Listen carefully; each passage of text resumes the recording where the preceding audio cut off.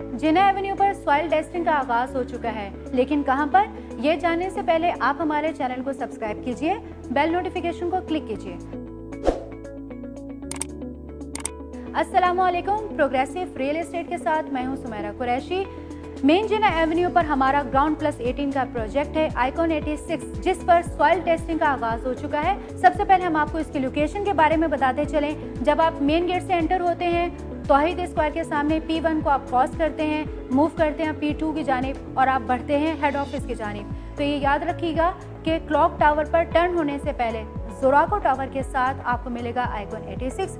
Ground plus 18 का project है। इसके स्टेटस के बारे में हम आपको बताते चलें। कमर्शियल सोल्ड हो चुका है, बोर्ड लग चुके हैं, पोजेशन मिल चुका है, जबकि इस वक्त इसकी सॉइल टेस्टिंग का प्रोसेस स्टार्ट हो चुका है, जिसमें तकरीबन अप्रॉक्सीमेट 15 दिन का वक्त लगेगा, जिसके बाद फिर नेक्स्ट प्रोसेस में हम फेज में एंटर हो जाएंगे।